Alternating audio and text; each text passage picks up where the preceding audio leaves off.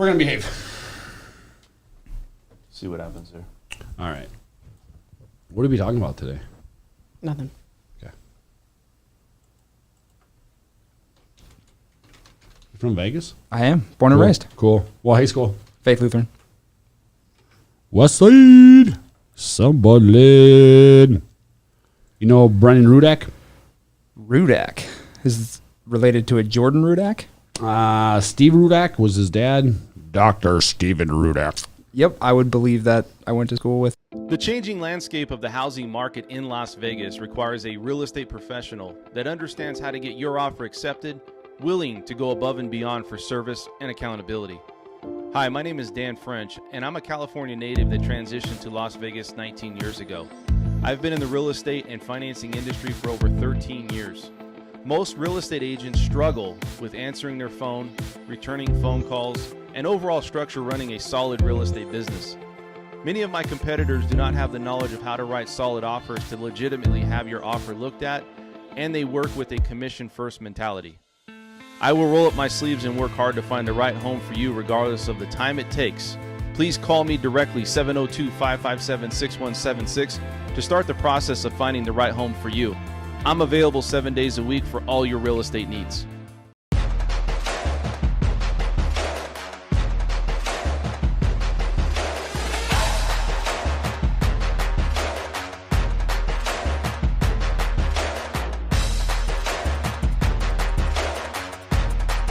Dan's a fantastic man. He really is.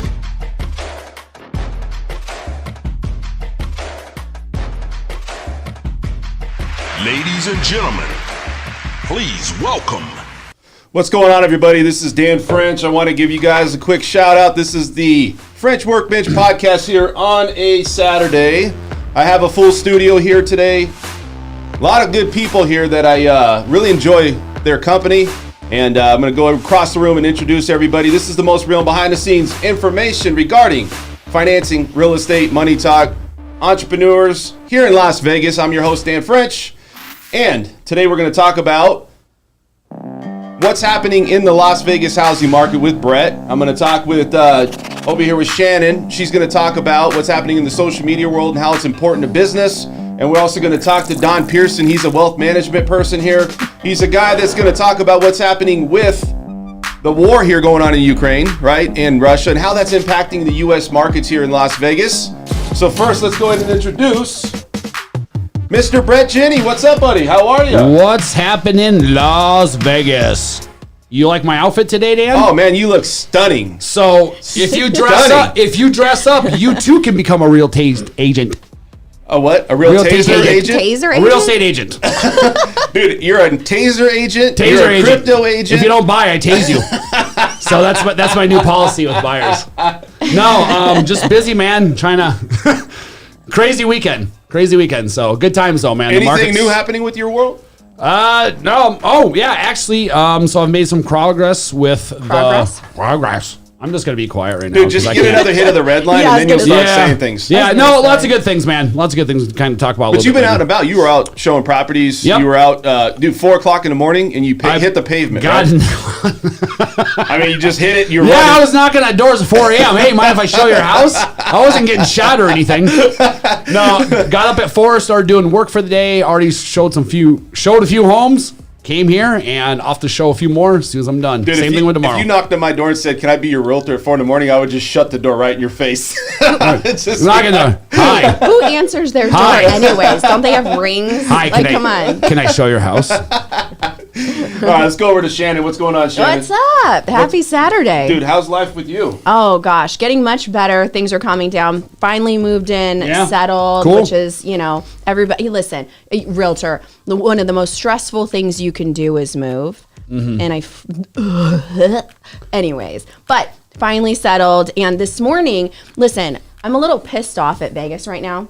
Oh, you're pissed at Vegas? I'm pissed at Vegas. Well, please indulge. Yes, yeah. Because this weather is BS, and I want to curse right now. I think it's great. No, it was 70 something. Yeah. Like, listen, I want it to be 115. I live in the desert for a reason. No, freaking, right. I woke up to hail this morning. That is you want it to be unacceptable. 115 degrees? Yes. Yes. Yes, sir. Yes. Nah, I don't know about that one. Yeah. I mean, look. You don't have. We'll agree to Is it disagree. the hair on this thing? one. Is it because you're a woman and it's a hair thing? Like it's windy, you don't want to go outside. I mean, that's part of it. right. That's what I think. Well, man. dude, I was showing homes yesterday. It was almost 80 degrees, and then I showed this morning. I've got literally a winter coat on over top of this. I have my stocking cap on. And Bret was really upset because his hair was totally messed up this morning. I know. When he did it for his. I couldn't even curl it. Brett, did you just get a haircut? Yeah. Every day. I see you took an eighth of an inch off, so looks good, man. Quarter of an Looks inch. All right, let's go over here and introduce our guest of honor. He's a guy that's from WestPac Wealth Management, right? Yeah, WestPac Wealth Partners. Yep, and his name is Don Pearson. And I'm going to give you guys a quick shout to Don over here. This is Don right here. So if you guys are looking for somebody with wealth management experience, here he is. The one and only, Mr. Don Pearson. MBA and everything, huh? Everything, man. I don't know. I like the I mean, alphabet. look at this guy. You know, and this company, you know, we're located right off the 215 freeway. I want to go over and talk a little bit about what's going on in the market. So we know that geopolitical news affects everybody. You know, our markets are all connected. I've seen that there was a lot of money going outside of investors investing outside of the country now, in other countries, things like that. So bringing this up is, how does this impact our stock market? How does it impact our bond market, treasuries, people like investors thinking like, hey, maybe I should invest in the stock market? I heard it had a big loss recently, right? Yeah, it's been really the last year has been unbelievable with regards to what we're seeing as far as like the markets and what people are getting as far as returns, and people are scared and people are excited, and there's all these other alternative assets that are coming out, and it's just a lot of information. What I'm always trying to preach to people and what I'm always trying to explain is, like, in the short term, we have no idea what's going to happen. Yeah. Like, the short-term markets are all driven by emotion, fear, and greed. Absolutely. Period. Yep. And when you kind of take a step back and you look at it over long time horizon from a very academic perspective, take emotion out of it, like we kind of know what's going to happen. Like, we know the directions that the markets trend. We know what asset classes work. We know which ones don't. And if you are able to kind of step back from the day-to-day emotion that the media companies are all driving, making rash decisions, because every time you click that button, buy or sell, the financial world doesn't care because they make money. Every time you transact, you make money. So a lot of the stuff is built on kind of hyping people up, getting them scared, getting them excited. And, you know, that's when people call us. They hire us because they want, like, a captain of a ship. Like, if you're in a storm, it doesn't matter how nice of a boat you have. You want a captain to steer that boat out of the storm. Reason number one, you detach any emotion from it, because that's what you're paid to do. And I tell people, I tell people this all the time. It's like, I'm emotional with my own money. Like, my wife and I, we sit, like, I'm emotional about it, but I'll never be emotional about someone else's money. Absolutely. And that's really what it is. And with Ukraine and Russia, you know, there's a lot of talk about, you know, what's going to happen with oil, what's going to happen with energy. That's a crazy week with oil, huh? Yeah, it is. Gas prices are insane. Dude, oil just, like, remember it was almost free? Like, they're going to pay you to take it off my hands. So check this out. We hit $4.49 on gas prices. I think it's the highest. Dude, we've I seen. just filled up in Summerlin before I came here, and it was I paid $4.69. It was $4.98. No. I was driving back from Disneyland last week, and I stopped in Baker, California. $5.39. I believe it. Wow. I have a 4-door sedan car. I paid $85 yesterday to fill it up. And I was like, $85? What's happening here? Yeah. That's crazy. Yeah, Have you ever ate out lately, too? Same thing. Even ordering food. You go to order Jimmy John's, 2 subs is like $50. Yeah. Well, I mean, it is. I mean, it's what we've been living in the last couple decades has really been like an experimental monetary policy. I 100% agree with you, and that's what people don't understand. And so Yes. Where I think the direction we're going back to is we're actually just reverting to the norm. There's this idea of mean reversion, like things always go back to the average, and I think that's probably where we're headed. It's just for our generation, the millennial generation, it's like, wait, hold on a second. When you're used to winning the last 14 years has been nothing but gains, Every dude. year. I mean, Every year. Jesus Christ, what's got to happen before even normal then seems like you're failing, and you're not. The interesting thing is, though, I mean, all of us in this room, I mean, you look at your accounts and you see red, and our brains are hardwired to flee, right? It's like the fight or flight. They're like, that's terrible. We don't want red.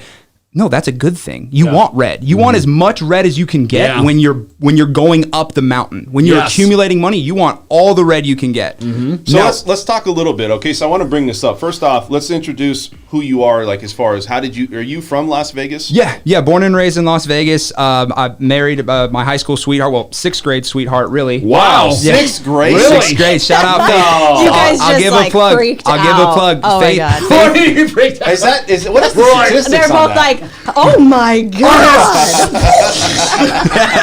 All his hair came off. Well, and I know. Dude, I just pulled all my hair out on that one. I know what's going through Bret's head right now, and I just keep it to yourself. Put your headset back on. You I'm can not handle saying- Hey, that. I'm gonna get some crazy glue next My time. name is so Paul. This is between y'all.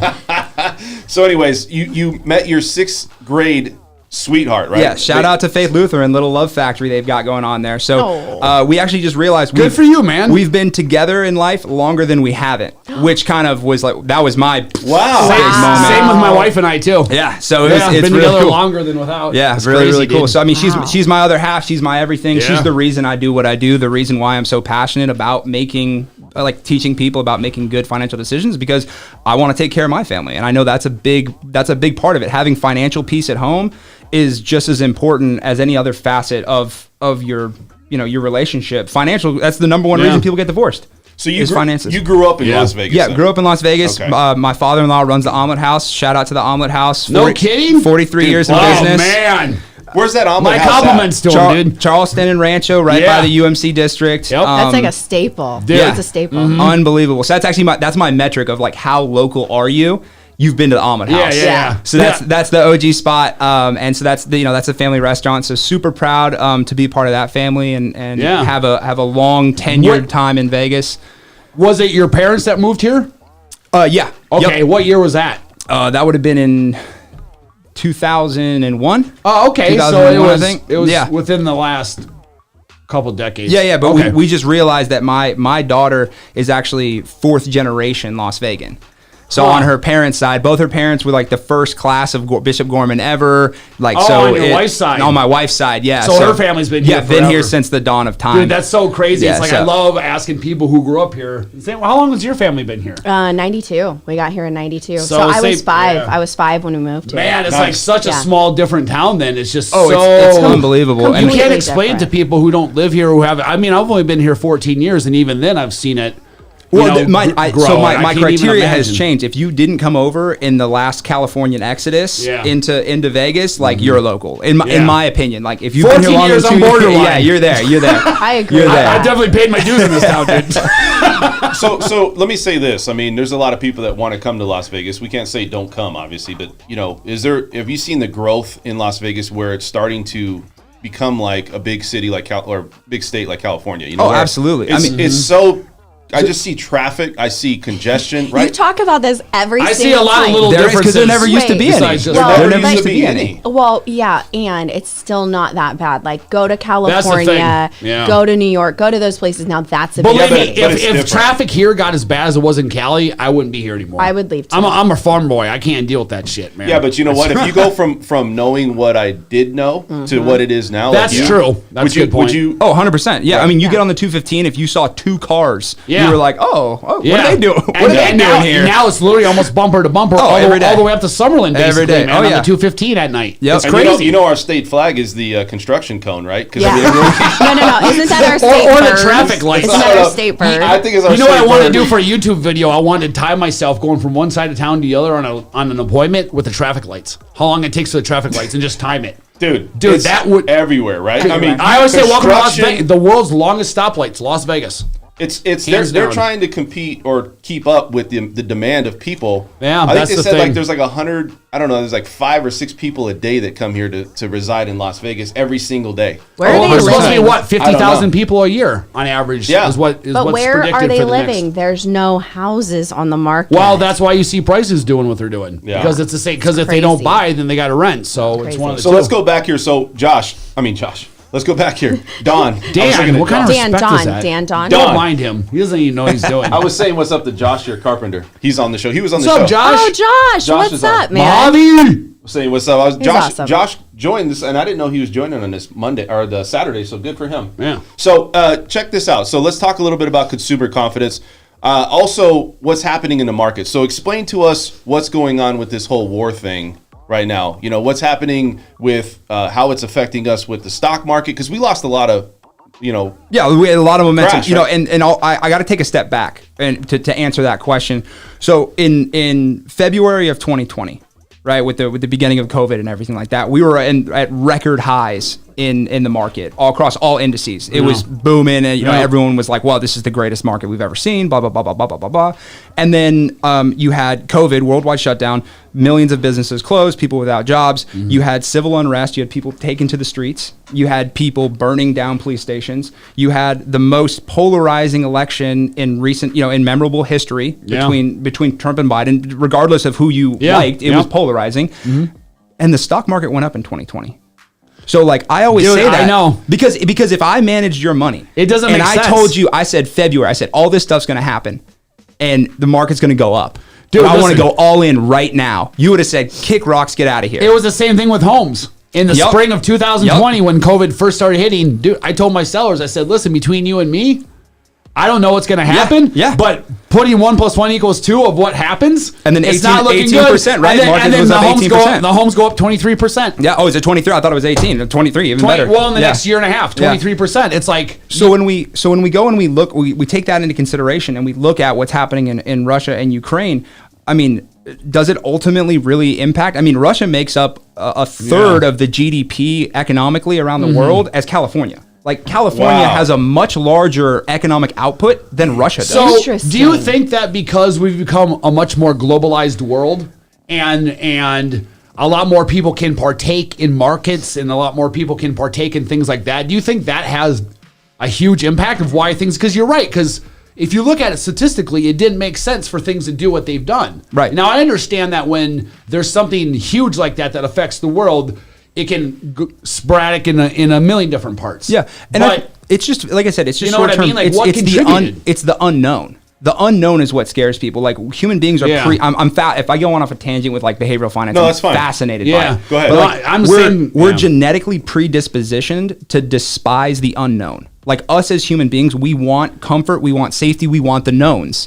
And all of this Russia Ukraine thing, it's just a bunch of unknowns. Like the dude shot at a nuclear reactor. Like, what are we doing here? And they're like, I don't know. Like I have no clue. But what I do know, is that like that doesn't mean that the rest of the world isn't creating. Like, but people are still creating things. They're creating output, economic output, and that's really what drives global markets.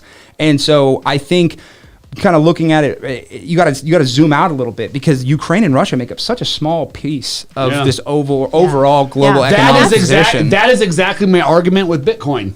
And I'm looking at Bitcoin because it's unknown. People have no idea, so they automatically. But people are polarizing with it. Like I'll have people I've been friends with for years, but I found out it comes down to your fundamental beliefs in life. Well, that's basically. Because I think a lot of it has to do with because it's such an unknown and such a fundamental belief core of the basics of the core behind it, of a belief in it or not. That same thing. People, it's unknown. And they just freak out, and people don't understand that what people view about it here doesn't really matter because it's a world now.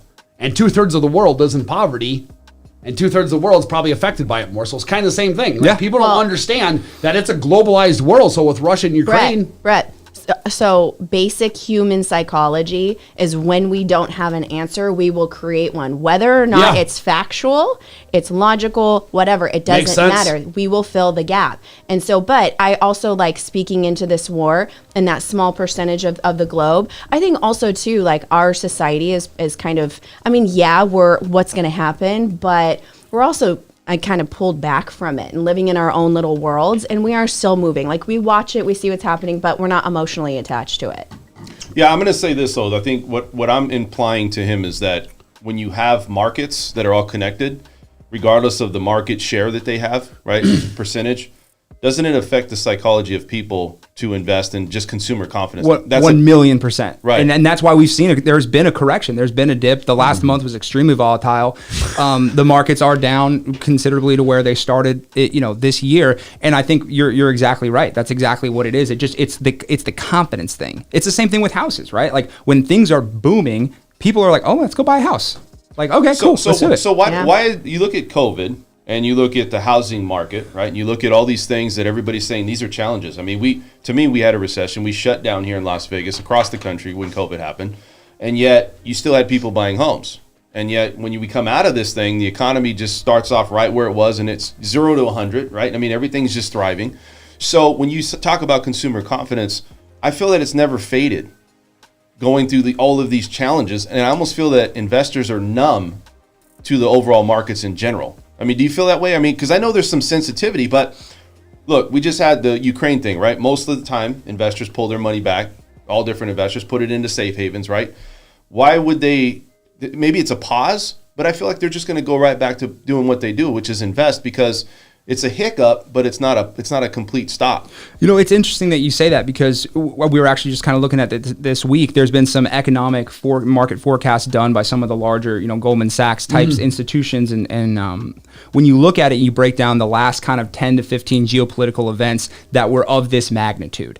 And you look at what the markets did, and every single month that the event started, they're all down. Makes sense. 100% to your point. We're scared. We're going to pull back a little bit. I don't know what's going to happen. Yeah. But if you look at the 3 months after, across the board, markets are back up. Because I think that's such a good point that you just made, is that people, that's a very interesting way of saying that. I think we're just like constantly hit with news after news after news. And thing, eventually we're just like, okay. We're desensitized to everything. Yeah. And it's the same thing with interest rates.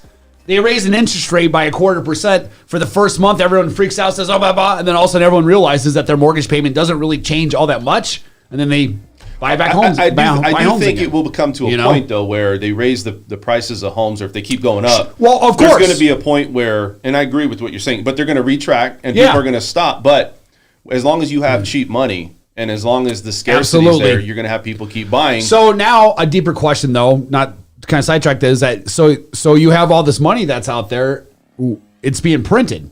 So now, and you know where I'm going with 80% of it being printed in the last 2 years.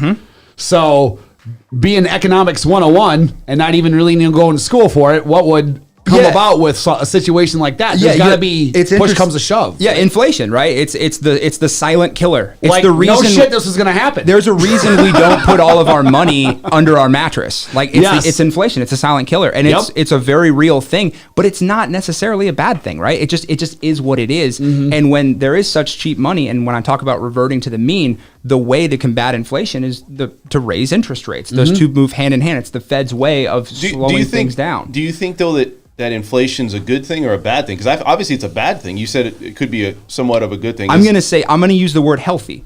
It's not a good or a bad thing. It's a healthy thing. That's a great way to put it. Because what it does is people, especially in your guys' world, right? When you have 2.25%, 2.5% interest rates on your mortgage, to your point, that's literally free money. That's government subsidized housing at that point almost. And so when you have people who probably shouldn't be purchasing the value of home that they're purchasing, given how artificially low the interest rates are. So I think inflation is going to push those interest rates back up and sort of level it out. I think it's just a healthy, the economy cycles. Right. It has to go up, it has to go down. Here's where I'm at with this, and I just want to say that you can raise the rate a little bit. They're going to raise the Fed's fund rate. They were talking 0.5 point. Now it's going to be 1/4 point. What does that do for everybody out there? Well, not your long-term bond, but your short-term bonds, student loans, car loans, those things are going to start to go up a little bit. Now, my thing is, can the economy sustain a long period of rates going higher and inflation going up? Because the only way they're going to counter inflation is what? Raise interest rates. Okay. Now that would, retract people from buying homes, right? They would pull back, right? And so if they're going to be pulled back and buying homes, and not just the housing market, but in general, is there a point where we really can't go too far up or down? Like if we go too far up, people aren't going to buy. They're not going to buy things like, commodities and houses and things like that. But then if we go too far low, We're back to the same problem. That's why I said healthy. It's just all about balance. And that's anything with housing, with investing, with financial planning, whatever it is. It's all just about balance. Yeah. It's just about balance. You would never put 100% of your money all into the real estate market. The way I look at it, it's kind of like politics, right? No, someone to the far right is bad. Someone to the far left is too bad. Where do most people settle? Somewhere in the middle. Yeah. Reversion to the mean. And that's what I'm saying. I mean, we get so caught up in these, like, if you're looking at like a bell curve, normal distribution, whatever, we get so caught up on the tail ends and we're forgetting most people are in the middle. The majority of people are in the middle. So if you have somebody come in your office, would you advise them where would you advise them to invest? Would you be like the stock market? I mean, I don't want to go into detail about exactly, but like where would kind of like, is the stock market somewhere where you could still make money? Absolutely. The markets will always be the main builder of wealth inside of someone's financial portfolio. I'm sure one of the first things you ask them was, what's their game plan? Yeah, absolutely. When are they looking to retire? What do they want to do, right? And then you're going to know how much to... You know what's interesting? You know what people's answer to that is? Like, if you really kind of dig deeper. Yeah. I have no idea. I have no clue. Yeah, I mean, it's okay to not know something. Go find something. I'm kind of like that. I'll admit it. Yeah, there's nothing wrong with that. That's the point. That's when the I'm point too tired. Too. That's when like if you actually sit down with him, he really does dig with people, and it's like, okay, you're not sure. Okay, what about this? What about that? And it's a whole process, and that's part of, and because we don't have financial education, we're not taught these things, and so that is the point of having somebody in wealth management, is to support you through that process, and because we're like, our goals are going to change over the years because life is going to change. And so like that is the importance of your position, is to make sure you remove the emotion, but also get down to what their true goals are, even if they say, I don't know. Because I always tell my kids, I'm like, yeah, you do. If you did know, what would you say is my answer. Right. Yeah. He did know. Yeah. And to your point, if I sit down with someone, if you did know. Yeah, the majority of our portfolio, we're going to absolutely want it in equities. We're going to want it in the market because you're going to get all that risk premium. You're going to get the growth, the compounding effect. You want that. But real estate is a really, really important piece of someone's portfolio as well, right? Because would you think it's the most important? Is real estate versus the market? Now, I'm always going to say it's in the market, right? But I understand that real estate can be this like cornerstone to someone, because the majority of if I build out someone's balance sheet, right? You build out someone's balance sheet so you can look at their financial health. The disproportionate amount of their net worth is tied up in their primary residence. Like, you want them to coexist nicely together. I want them to because you can balance the two. The only problem with real estate and the markets, though, they're correlated. Yeah. When in 2008, the stock market S&P 500 lost 44%. The housing market. Yeah, you're right, dude. So where we're going to stick your money? So what becomes screwed or screwed more? What becomes really, really important, and this is a huge piece of when I'm building this out, you need to have non-market correlated assets. You need to have something that doesn't move with your house and doesn't move with the stock market. What do you think of gold? So gold is interesting in short-term periods. Absolutely, especially high inflation times. Gold has performed very, very well. If you zoom out, though, like my job's to zoom out, right? We're always zooming out. You're right about both things. It hasn't even kept up. So it hasn't even kept up. The gold for the short term is what gold people love to bring up. Right. The gold view long term is what Bitcoin people love to bring up. Exactly. I want to say this. So you're right on both. So look, you look at what's going on with Russia, right? Okay, so Russia, we're trying to make their economy suffer, right? In ways, right? All the sanctions. Yep. All the sanctions. Yeah. Now, they bought a lot of gold. Okay, and bringing it up to your point, how is that really going to affect us in general, and how are they affecting Russia? I mean, as far as, do you have any data on that, as like what they're doing to kind of punish, let's say Russia for what they're doing? Or because look, the markets, you said we're all connected. Okay. In what ways is Russia going to be affected from us doing this? Well, I think when you look at Russia as like an economy, if you go back to like the 1980s, like the reason the Soviet Union like fell apart was because they couldn't keep up with the basic economic demands of their own people. Remember hearing stories when we were kids about Russians? We wait in line like 4 hours at the grocery store, and there'd be like no meat. They'd have to wait days for meat and stuff like that. You don't remember that growing up? So, all right. Well, sorry. Yeah, so that was, there's a lot of people that attribute the kind of take we took on the Soviet Union back in the Cold War as to why it fell apart. It fell apart economically. They couldn't provide the basic necessities to their people because in a socialized government, it's too big. There's no It's too big. incentivizing right. of the people that are going to produce for the mass. So now that Russia's been so dependent upon other countries providing them with just nothing crazy, basic goods and services for their people. And I think if it lasts long enough and Russia's unable to get those basic goods and services, They'll I be think forced you could very easily see a repeat of they say, I'm a history major. I was a Middle Eastern history major in college.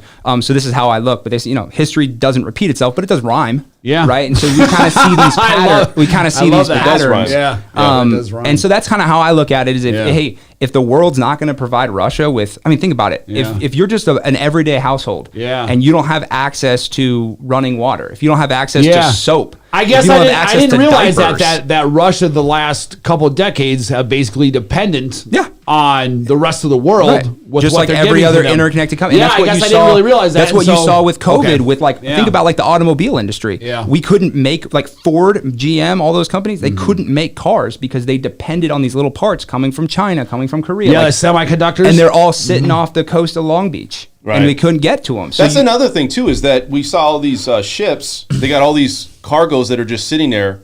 I mean, what's going on with that? Is that thing cleared up too? Because I think a lot of countries had stuff that was shipped here. We've got a little vacation spot in Laguna Beach that we've always gone to. If you're familiar with the area, you can walk up the very, very steep hills to the very top where all the ultra wealthy live. Right, ours isn't up there, but I always love walking. I'll walk up there with my daughter, like the real big boys' money. Yeah, I'll walk up there with my daughter, and you can see Catalina Island, and you can actually see Long Beach. And when I was there in October, it was just miles of these ships. long cargoes, No and you way. could see them from the hills of Laguna. Wow. I was just there last So week. why were You they can't all really backed see 'em. up? I don't like. Well, wait, you just went back, and how was it? Is that what you said? Didn't see any. You did. I didn't Why see were any. they backed up? A couple of things that people thought. One, there were worker shortages, so people at the docks, So they didn't had to have the unload. physical labor. They didn't have the physical labor because a lot of them weren't working because they made more money staying home via government subsidies than they would by going to work.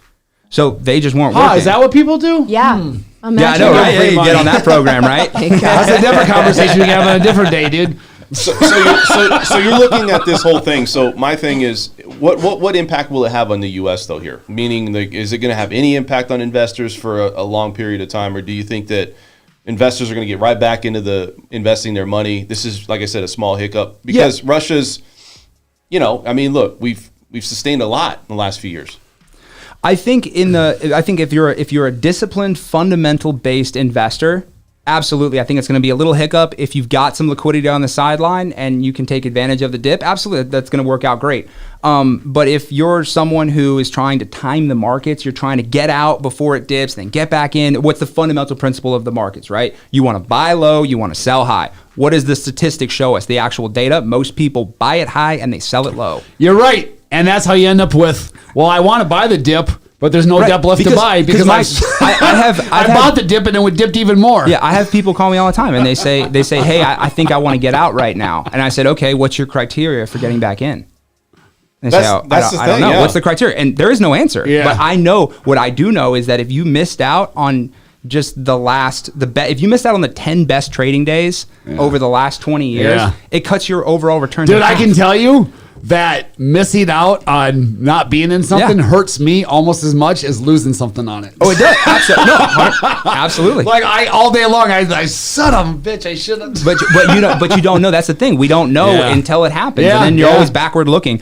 So I think that's why I try really, really hard to educate people on the fundamentals and the principles, so that when things like this do happen, you can have sort of like some steadfastness through, okay, this is a hiccup. I like the way you put that. This is a hiccup, and we're going to make it through because not our entire livelihood. Do you have anybody that you work with for portfolios that are day traders or swing traders? Like that's what they basically do for a living? It's not my style. Okay. I'm very academic based. Okay. I'm very big picture based. I take a very structured, passive approach to investing, and then I layer on non-correlated assets. Gotcha.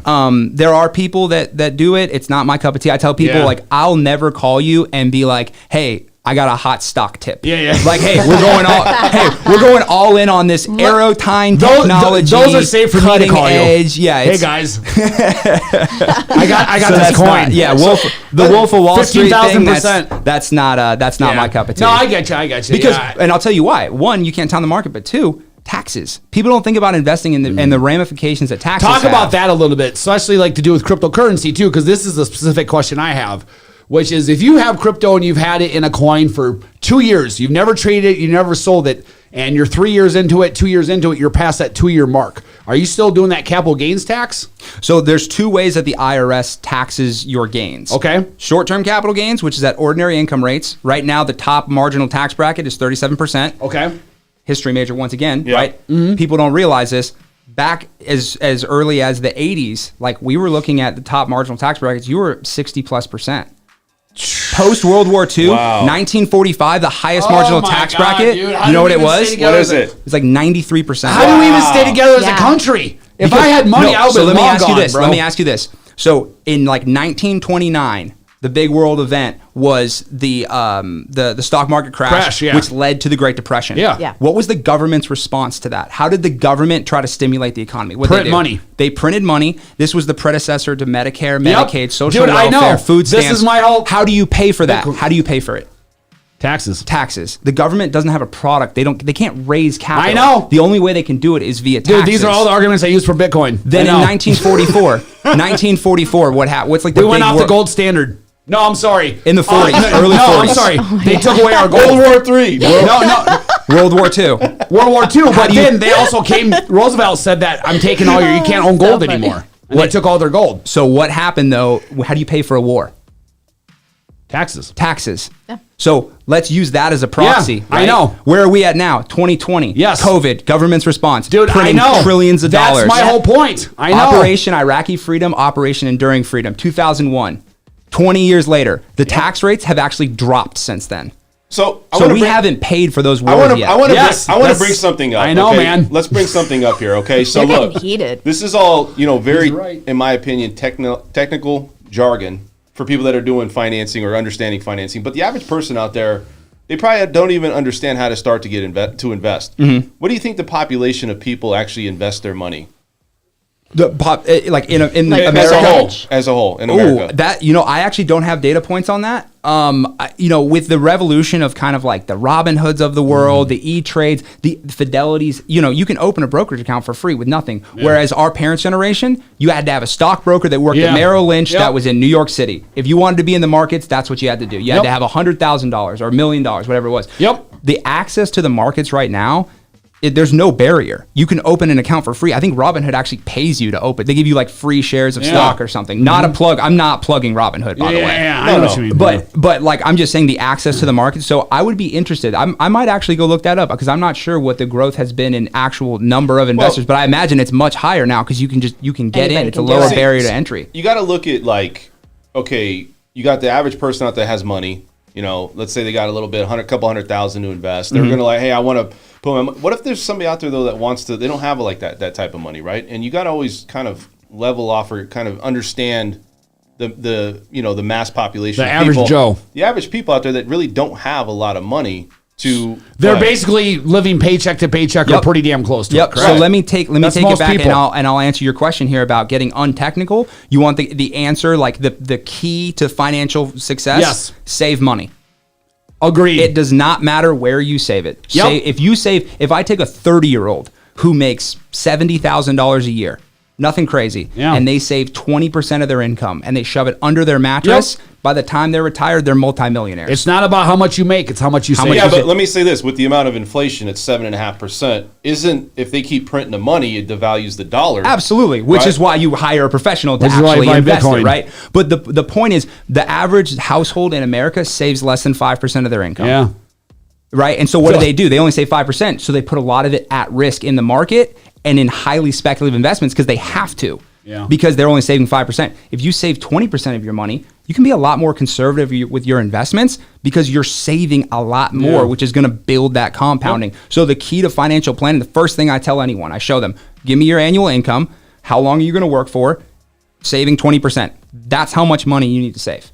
So they say if you buy gold and silver, 10% of your portfolio. Is that something you would recommend? Like, just you don't got to be like exact, but this is diversifying your portfolio. So I reckon, it doesn't, there's a lot of different asset classes, whether it's gold, whether it's silver, whether it's commodities, whether it's real estate, whether it's non-correlated assets, insurances, it doesn't matter as long as you have a healthy balance between the two. That's it at the end of the day. I have some people that are like, I love gold, I love silver because my dad bought gold and my dad bought silver and his dad bought gold. I'm like, cool, have it in your portfolio. But let's not bet our retirement all of it, on we hope gold is up when we turn 65. Same thing with Bitcoin. You're Same nuts thing with if you Bitcoin. stick it all in it. Yeah. That's what are you doing? Yeah. So I mean, I have people ask me like, I'm not. So my thing with Bitcoin, I'm not like with the licenses that I have. Like I cannot transact Bitcoin. It's not federally regulated yet. But I have people all the time that want to do it, and they're like, "We should do it." I'm like, "Hey, there's take ETFs and but maybe that's your brokerage yeah. doesn't let Now you. you're flirting with it. Yeah, I know. To your point, the point I'm Technically, making, I'm like, yeah, absolutely. Take a piece of your portfolio. You want to put it at risk. You want to put it in a speculative investment. Absolutely. But here's the thing. We're in Vegas, so this is going to make sense. You have to view it the same way as when you go to the casino and you put $20 down on the roulette table. Like you have to be okay with you walking away with nothing. No. Like you might double it. You might. No, but you have to be okay listen, walking I away would with agree. nothing. No, I would agree. No, I yes, will not. I would agree. disagree. I'm going to say this. I'm going to agree with him because Go for it. In a sense, you are gambling with that money Why?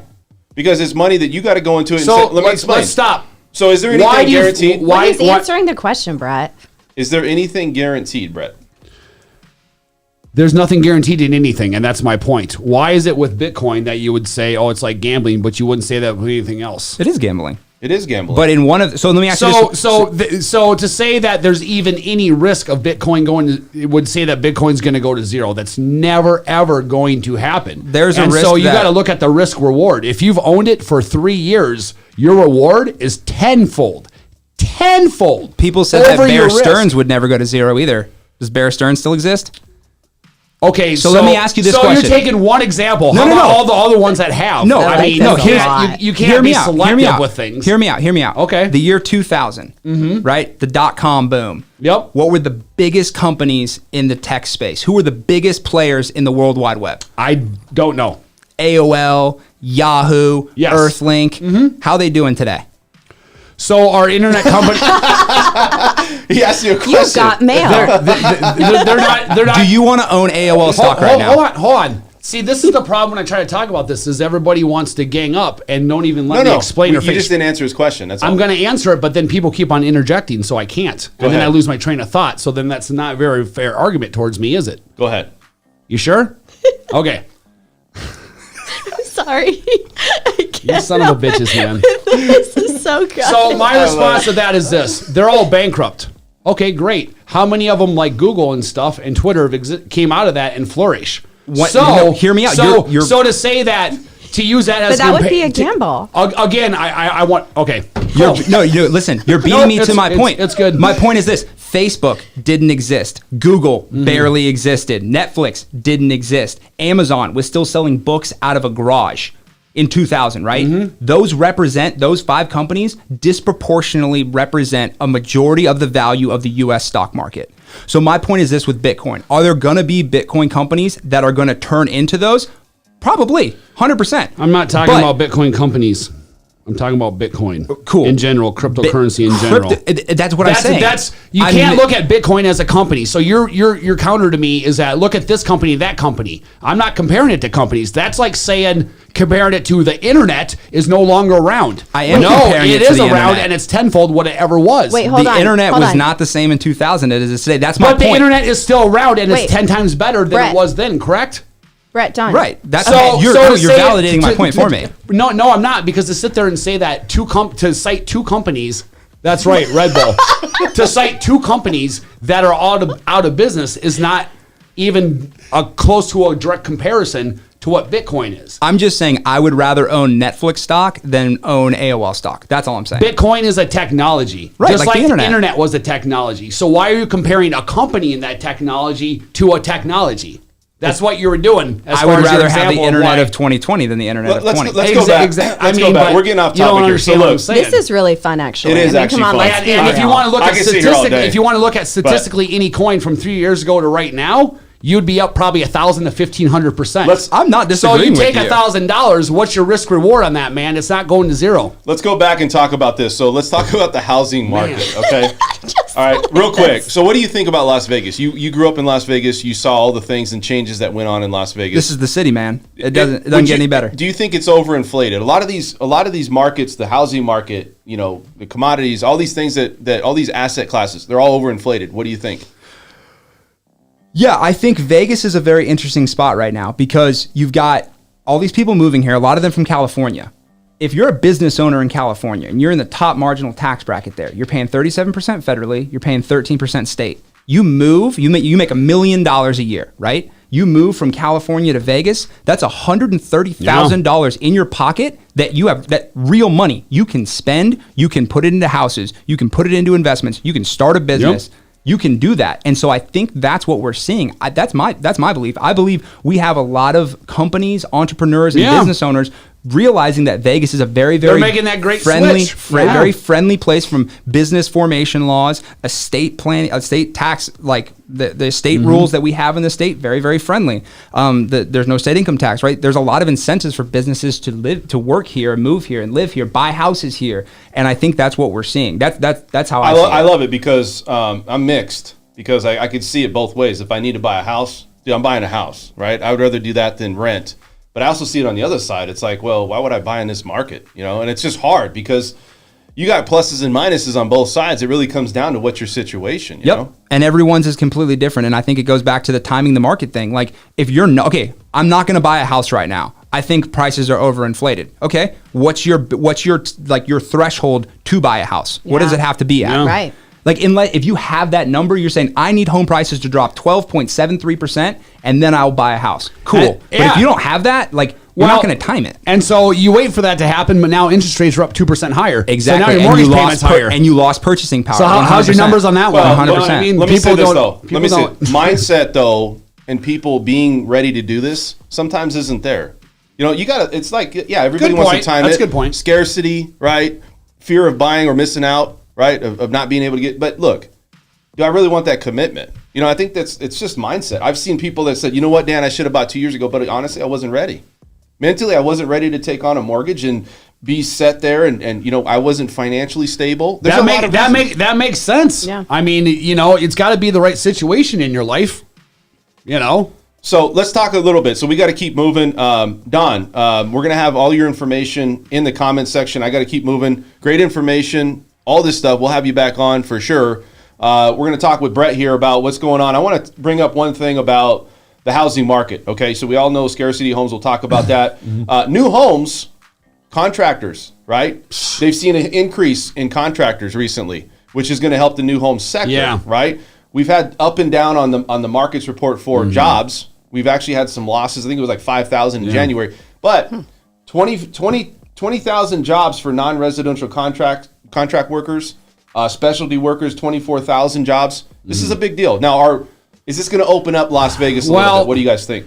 I spoke with a sales manager at Toll Brothers, and so what they're actually going to start doing in some of their communities now, which is they're just going to stop basically allowing people selections, or they're limiting their selections, and they're basically going to build some of their communities now. They're going to finish off their communities with basically like a pre-made home. No longer semi-custom, right? Yeah, semi-custom. So Toll Brothers has always been known for you can come in and you can pick out a million different countertops from high-end to low-end to whatever it is.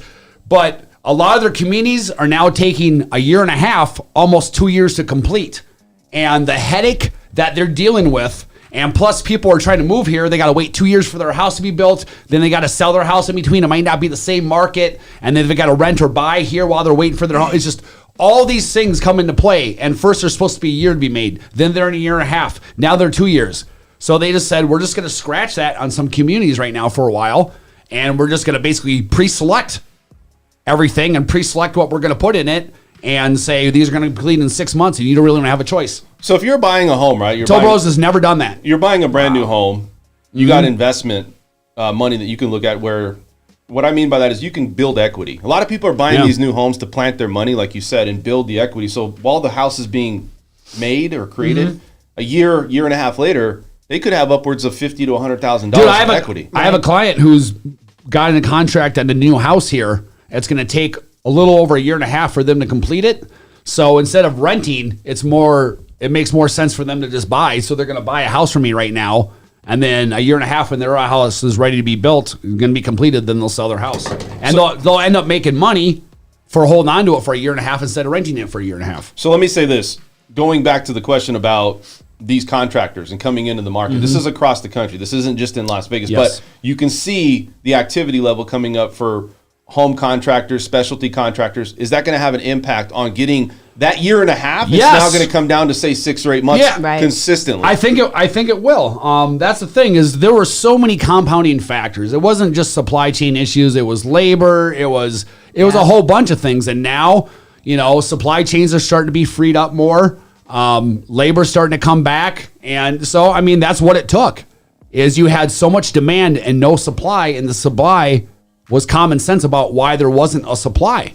Well, let me say this. How do you even that out? You simply create more supply in the market. Yeah, it's true. And that's what's going to happen. I look at it like this. So builders want to control the market. It's a perfect storm. They don't overbuild. Yeah. And the point is I feel that, yes, there's more contractors. It might make their life easier, but do they just want to open up and flood the market with new homes? They're not even close to overbuilding right now. Yeah, that's true. They can't keep up right now. Yeah.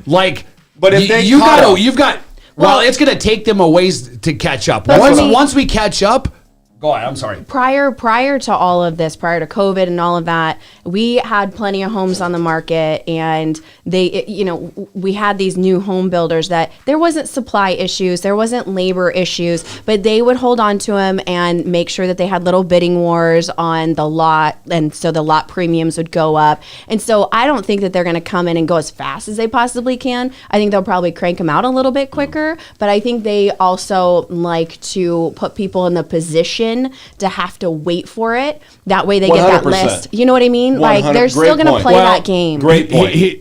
I don't think it's so much playing a game. It's real simple. Okay. So they release a new community, and when they release a new community, there's so much demand that still wants that community because there's so much demand. And the last community that they finished, or say it's a second phase in that same community, now they open that second phase a year later, right? So the first phase had their house built a year ago at, say, $550,000. Now, with what they've had to pay for lumber and supplies and labor and all those things and the inflation for the past year, they still are in contract with those people for $550,000. But now their expenses and everything to build that house is a lot more than it was when they got those people in the contract for $550,000. So the new people who pay the bill on that are when they open up the new lots and they charge you the $30,000, $40,000, $50,000, $60,000 lot premium. That's where it's coming from. You're making up for when they got someone into contract a year ago at $550,000 and the home prices went up for a year. Great point. That's a great point.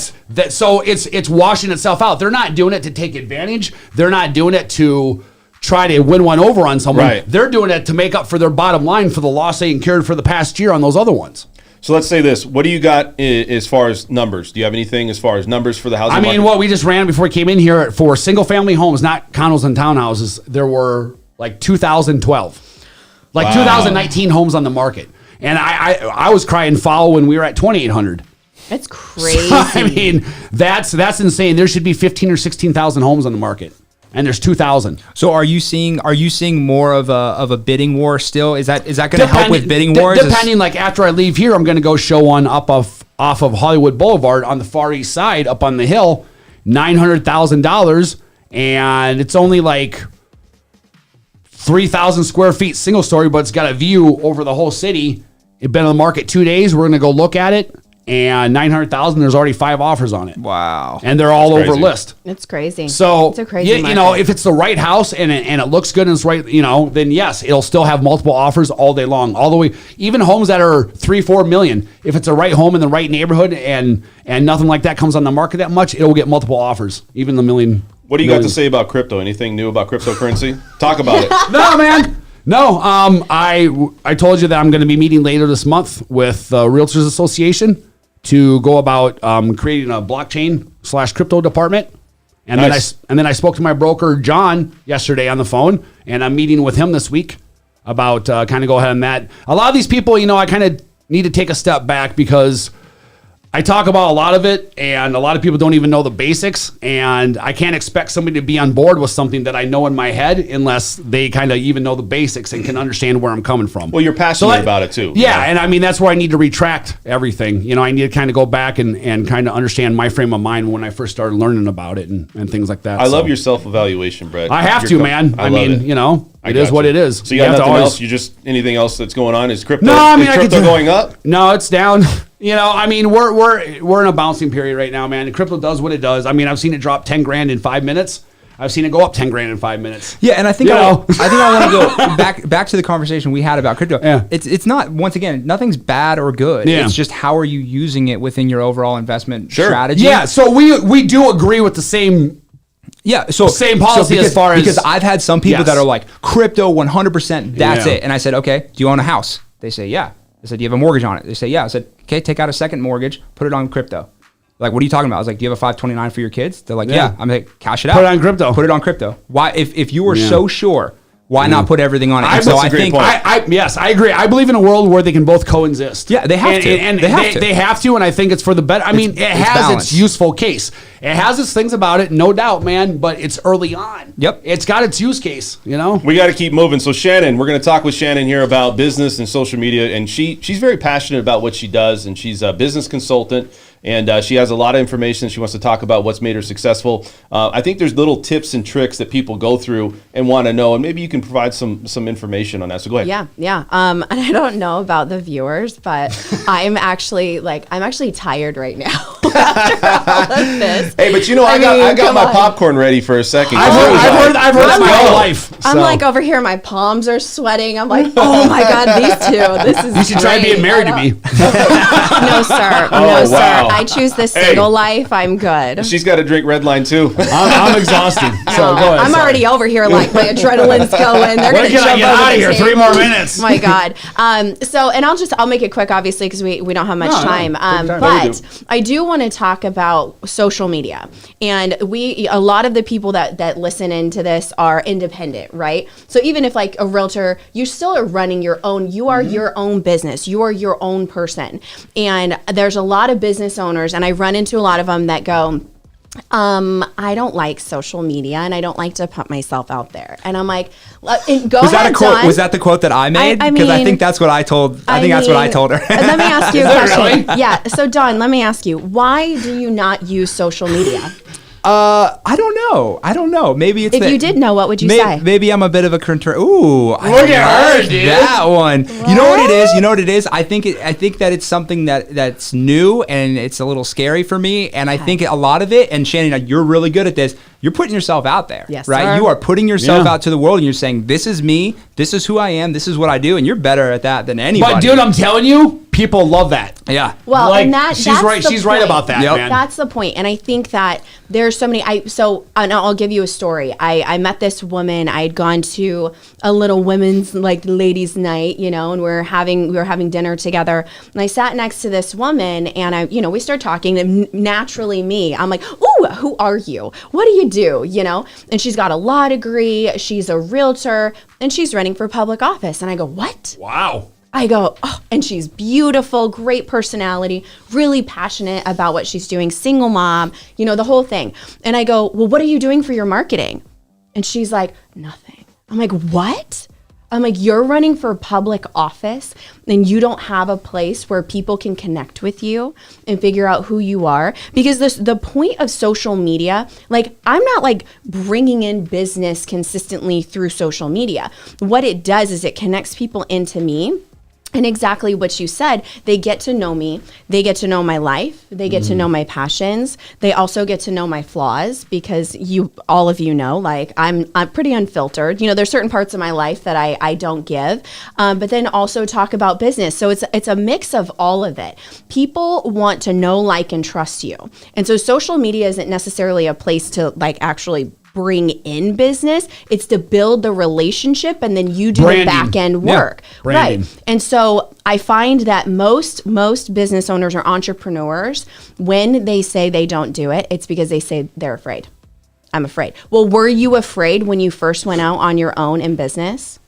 Were you scared? Right. Like Who knowing, was like it? meeting you today, and you have a great personality, and I think you're a great person. You definitely know what you're talking about. So that's something where you expressing that over social media would make me want to use you. Right. Would make me I already want to- told Shannon, I was like, I'm hiring you. Like, Yeah. you got it. Dude, Do my social media, I'm do telling all you, of it. Do the because Facebook, Instagram. all you're doing is taking an extension of yourself. But because I've got to know you and I know Brett, you're a good person, you know what we're talking about. When's the last time you did business consulting?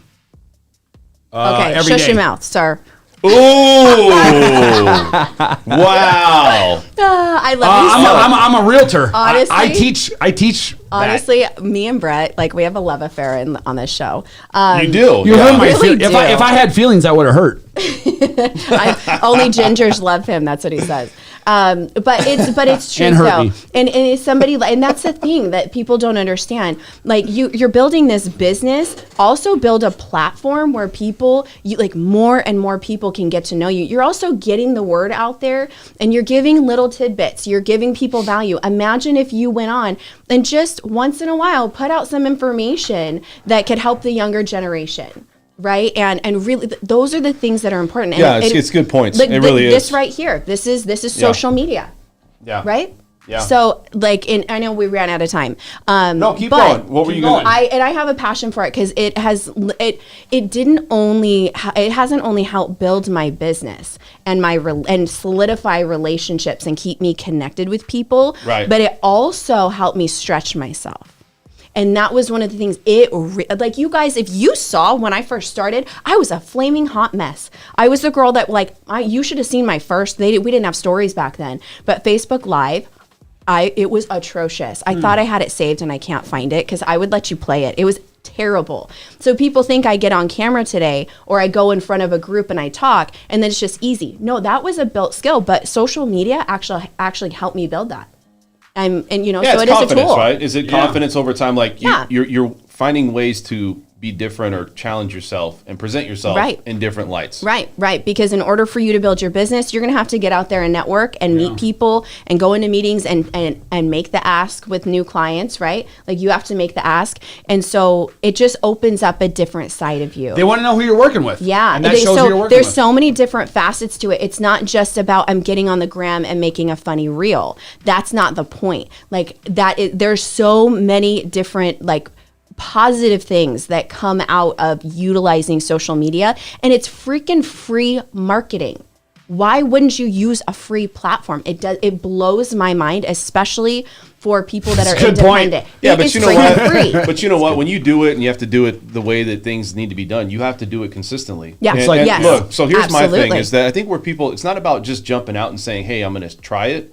I think it's about, you have to look at the situation and go, well, if it has to be consistent, you look at the radio commercials.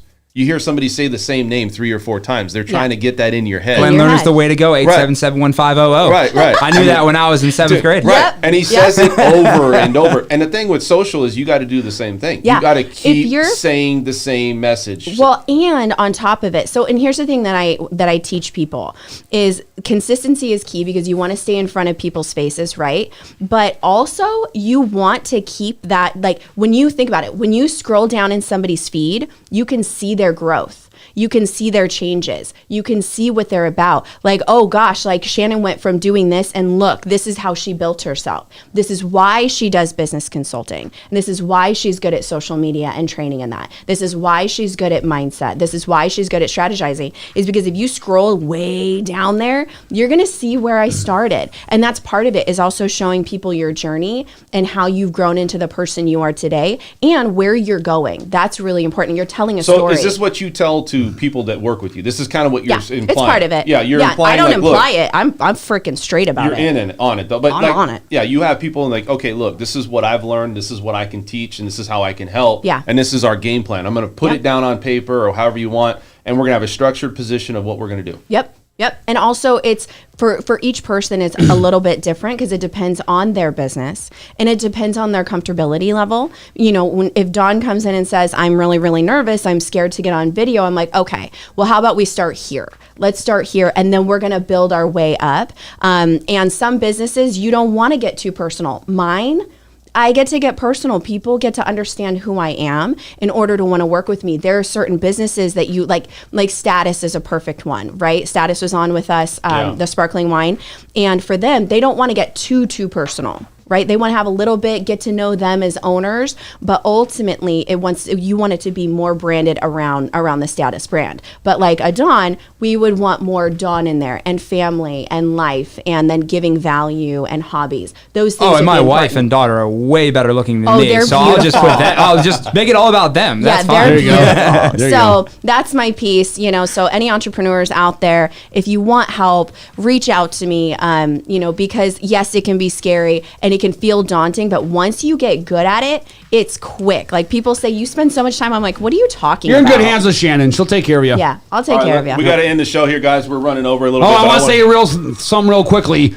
Getting emotional? No. About Bitcoin, it's simply because when you constantly get attacked about something that people know nothing about, You guys, it's happening. Brett, it starts to get you everybody's going to give you a hug at the end of the show. All right. Well, I give good I'm just hugs. saying, I'm a good it's not hugger. from that. It's from constantly being attacked about something people don't know anything about. Don't let me finish. So, Are you good? enjoy your Saturday. All right. So, you guys, I want to say thank you guys for tuning in to the French Workbench podcast. We're going to have another person on Tuesday. Really had a good show today. I thought there was a lot I of... loved it. I loved You know what? it. I like the conflict a little bit. Me It's almost too. like I got my I popcorn. love it, man. It's a healthy educational I debate. can go all day long with people. You get smart. You get smarter when you hear opposing opinions. Yep. Yeah. Yep. I learned love something. I it. learned a lot. If you guys don't know, we're the most real behind-the-scenes information. We really like to pride ourselves on that, on financing, real estate, money talk, entrepreneurs going on here in Las Vegas. I'm your host, Dan French. Please hit the like button, subscribe, comment if you have any questions for Don here. And Don will be back on. He's a wealth management person here that we have on, and we're going to also talk to him about maybe having a show on Thursdays. So you guys might want to take a look at that. Please hit the like button. We'll see you guys at the next stream. Happy Saturday. Thank you for watching the French Workbench podcast. You can find us here every Tuesday at 6 p.m. and Saturday mornings at 10 a.m. to find out all the information on real estate and financing here in Las Vegas. Also, check us out on our LV Home Professionals website. You can find your future home there, a lot of good information, and you can find us on audio-only options through SoundCloud.